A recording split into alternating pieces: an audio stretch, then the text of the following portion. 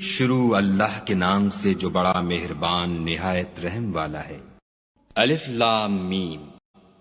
کیا لوگ یہ خیال کیے ہوئے ہیں کہ صرف یہ کہنے سے کہ ہم ایمان لے آئے چھوڑ دیے جائیں گے اور ان کی آزمائش نہیں کی جائے گی؟ اور جو لوگ ان سے پہلے ہو چکے ہیں ہم نے ان کو بھی آزمایا تھا اور ان کو بھی آزمائیں گے، سو خدا ان کو ضرور معلوم کرے گا جو اپنے ایمان میں سچے ہیں اور ان کو بھی جو جھوٹے ہیں۔ کیا وہ لوگ جو برے کام کرتے ہیں یہ سمجھے ہوئے ہیں کہ یہ ہمارے قابو سے نکل جائیں گے؟ جو خیال یہ کرتے ہیں برا ہے۔ جو شخص خدا کی ملاقات کی امید رکھتا ہو تو خدا کا مقرر کیا ہوا وقت ضرور آنے والا ہے، اور وہ سننے والا اور جاننے والا ہے۔ اور جو شخص محنت کرتا ہے تو اپنے ہی فائدے کے لیے محنت کرتا ہے، اور خدا تو سارے جہان سے بے پرواہ ہے۔ اور جو لوگ ایمان لائے اور نیک عمل کرتے رہے ہم ان کے گناہوں کو ان سے دور کر دیں گے اور ان کو ان کے اعمال کا بہت اچھا بدلہ دیں گے۔ اور ہم نے انسان کو اپنے ماں باپ کے ساتھ نیک سلوک کرنے کا حکم دیا ہے۔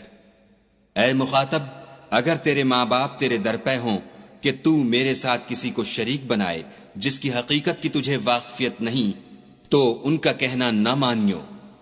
تم سب کو میری طرف لوٹ کر آنا ہے، پھر جو کچھ تم کرتے تھے میں تم کو جتا دوں گا۔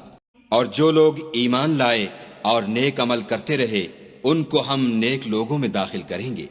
اور بعض لوگ ایسے ہیں جو کہتے ہیں کہ ہم خدا پر ایمان لائے، جب ان کو خدا کے رستے میں کوئی ایذا پہنچتی ہے تو لوگوں کی ایذا کو یوں سمجھتے ہیں جیسے خدا کا عذاب، اور اگر تمہارے پروردگار کی طرف سے مدد پہنچے تو کہتے ہیں کہ ہم تو تمہارے ساتھ تھے۔ کیا جو اہل عالم کے سینوں میں ہے خدا اس سے واقف نہیں؟ اور خدا ان کو ضرور معلوم کرے گا جو سچے مومن ہیں، اور منافقوں کو بھی معلوم کر کے رہے گا۔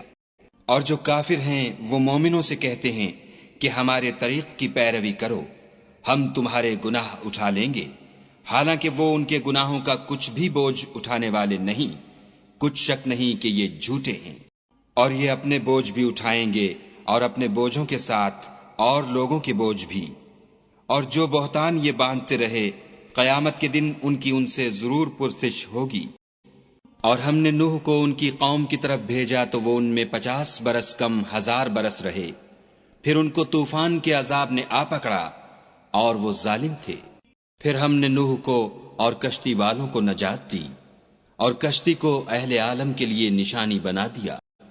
اور ابراہیم کو یاد کرو جب انہوں نے اپنی قوم سے کہا کہ خدا کی عبادت کرو اور اس سے ڈرو، اگر تم سمجھ رکھتے ہو تو یہ تمہارے حق میں بہتر ہے۔ تم تو خدا کو چھوڑ کر بتوں کو پوجتے اور طوفان باندھتے ہو، تو جن لوگوں کو تم خدا کے سوا پوجتے ہو وہ تم کو رزق دینے کا اختیار نہیں رکھتے۔ بس خدا ہی کے ہاں سے رزق طلب کرو اور اسی کی عبادت کرو اور اسی کا شکر کرو، اسی کی طرف تم لوٹ کر جاؤ گے۔ اور اگر تم میری تکذیب کرو تو تم سے پہلے بھی امتیں اپنے پیغمبروں کی تکذیب کر چکی ہیں، اور پیغمبر کے ذمے کھول کر سنا دینے کے سوا اور کچھ نہیں۔ کیا انہوں نے نہیں دیکھا کہ خدا کس طرح خلقت کو پہلی بار پیدا کرتا، پھر کس طرح اس کو بار بار پیدا کرتا رہتا ہے؟ یہ خدا کو آسان ہے۔ کہہ دو کہ ملک میں چلو پھرو اور دیکھو کہ اس نے کس طرح خلقت کو پہلی دفعہ پیدا کیا ہے، پھر خدا ہی پچھلی پیدائش پیدا کرے گا۔ بے شک خدا ہر چیز پر قادر ہے۔ وہ جسے چاہے عذاب دے اور جس پر چاہے رحم کرے، اور اسی کی طرف تم لوٹائے جاؤ گے۔ اور تم اس کو نہ زمین میں عاجز کر سکتے ہو نہ آسمان میں، اور نہ خدا کے سوا تمہارا کوئی دوست ہے اور نہ مددگار۔ اور جن لوگوں نے خدا کی آیتوں سے اور اس کے ملنے سے انکار کیا وہ میری رحمت سے نا امید ہو گئے ہیں، اور ان کو درد دینے والا عذاب ہوگا۔ تو ان کی قوم کے لوگ جواب میں بولے تو یہ بولے کہ اسے مار ڈالو یا جلا دو، مگر خدا نے ان کو آگ کی سوزش سے بچا لیا۔ جو لوگ ایمان رکھتے ہیں ان کے لیے اس میں نشانیاں ہیں۔ اور ابراہیم نے کہا کہ تم جو خدا کو چھوڑ کر بتوں کو لے بیٹھے ہو تو دنیا کی زندگی میں باہم دوستی کے لیے، مگر پھر قیامت کے دن ایک دوسرے کی دوستی سے انکار کر دو گے، اور ایک دوسرے پر لعنت بھیجو گے، اور تمہارا ٹھکانہ دوزخ ہوگا اور کوئی تمہارا مددگار نہ ہوگا۔ پس ان پر ایک لوط ایمان لائے اور ابراہیم کہنے لگے کہ میں اپنے پروردگار کی طرف ہجرت کرنے والا ہوں، بے شک وہ غالب حکمت والا ہے۔ اور ہم نے ان کو اسحاق اور یعقوب بخشے، اور ان کی اولاد میں پیغمبری اور کتاب مقرر کر دی، اور ان کو دنیا میں بھی ان کا صلہ عنایت کیا، اور وہ آخرت میں بھی نیک لوگوں میں ہوں گے۔ اور لوط کو یاد کرو جب انہوں نے اپنی قوم سے کہا کہ تم عجب بے حیائی کے مرتکب ہوتے ہو، تم سے پہلے اہل عالم میں سے کسی نے ایسا کام نہیں کیا۔ کیا تم لذت کے ارادے سے لونڈوں کی طرف مائل ہوتے اور مسافروں کی رہزنی کرتے ہو اور اپنی مجلسوں میں ناپسندیدہ کام کرتے ہو؟ تو ان کی قوم کے لوگ جواب میں بولے تو یہ بولے کہ اگر تم سچے ہو تو ہم پر عذاب لے آؤ۔ لوط نے کہا کہ اے میرے پروردگار، ان مفسد لوگوں کے مقابلے میں مجھے نصرت عنایت فرما۔ اور جب ہمارے فرشتے ابراہیم کے پاس خوشی کی خبر لے کر آئے تو کہنے لگے کہ ہم اس بستی کے لوگوں کو ہلاک کر دینے والے ہیں کہ یہاں کے رہنے والے نافرمان ہیں۔ ابراہیم نے کہا کہ اس میں تو لوط بھی ہیں۔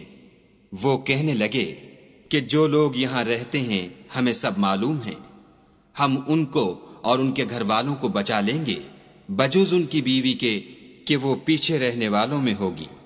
اور جب ہمارے فرشتے لوط کے پاس آئے تو وہ ان کی وجہ سے ناخوش اور تنگ دل ہوئے۔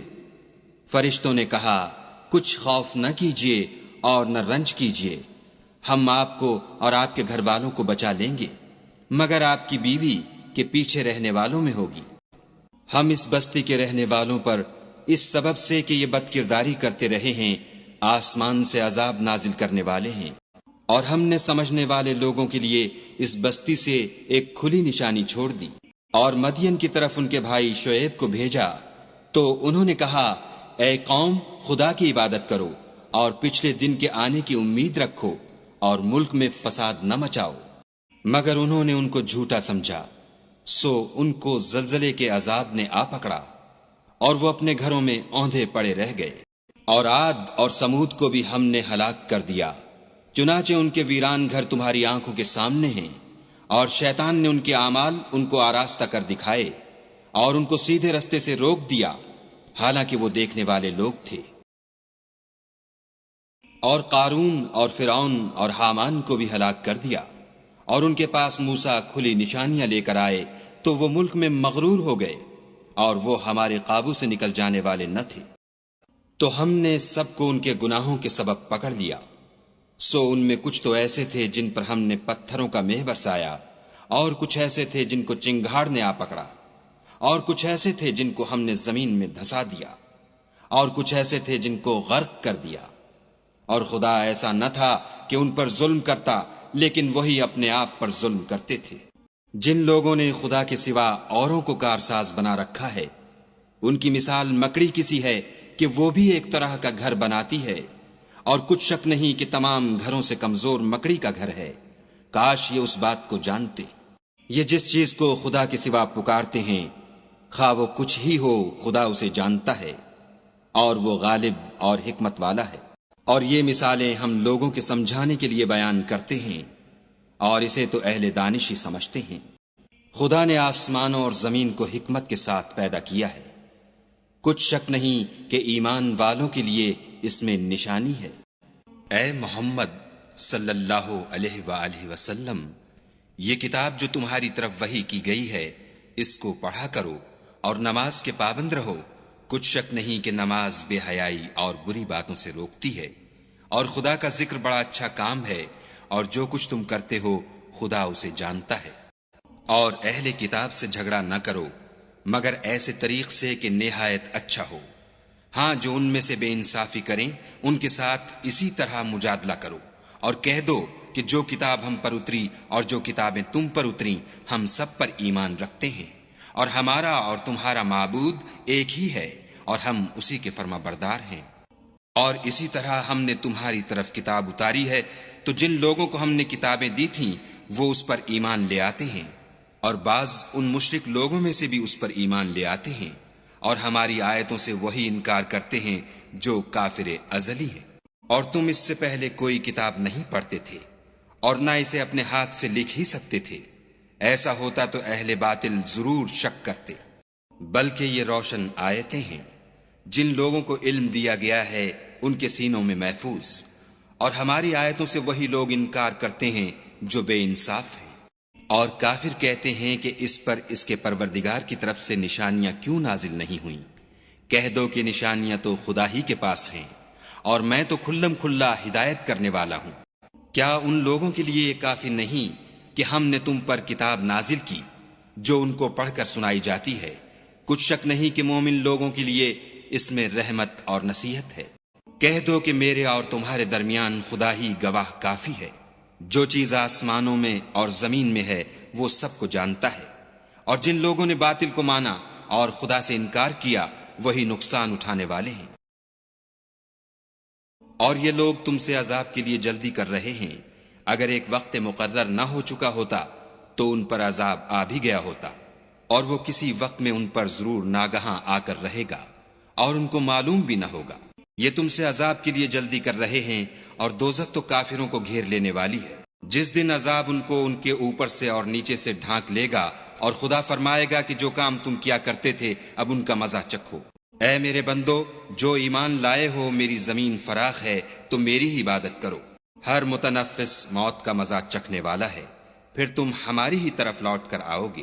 اور جو لوگ ایمان لائے اور نیک عمل کرتے رہے ان کو ہم بہشت کے اونچے اونچے محلوں میں جگہ دیں گے جن کے نیچے نہریں بہ رہی ہیں، ہمیشہ ان میں رہیں گے۔ نیک عمل کرنے والوں کا یہ خوب بدلہ ہے جو صبر کرتے اور اپنے پروردگار پر بھروسہ رکھتے ہیں۔ اور بہت سے جانور ہیں جو اپنا رزق اٹھائے نہیں پھرتے، خدا ہی ان کو رزق دیتا ہے اور تم کو بھی، اور وہ سننے والا اور جاننے والا ہے۔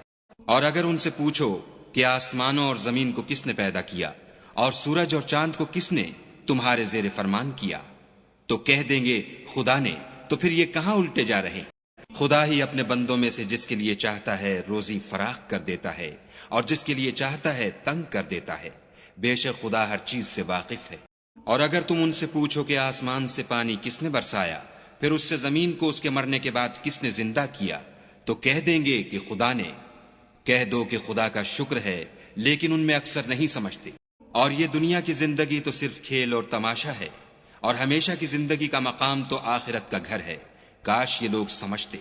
پھر جب یہ کشتی میں سوار ہوتے ہیں تو خدا کو پکارتے اور خالص اسی کی عبادت کرتے ہیں، لیکن جب وہ ان کو نجات دے کر خشکی پر پہنچا دیتا ہے تو جھٹ شرک کرنے لگ جاتے ہیں، تاکہ جو ہم نے ان کو بخشا ہے اس کی ناشکری کریں اور فائدہ اٹھائیں۔ سو خیر ان قریب ان کو معلوم ہو جائے گا۔ کیا انہوں نے نہیں دیکھا کہ ہم نے حرم کو مقام امن بنایا ہے اور لوگ ان کے گرد و نواح سے اچک لیے جاتے ہیں؟ کیا یہ لوگ باطل پر اعتقاد رکھتے ہیں اور خدا کی نعمتوں کی ناشکری کرتے ہیں؟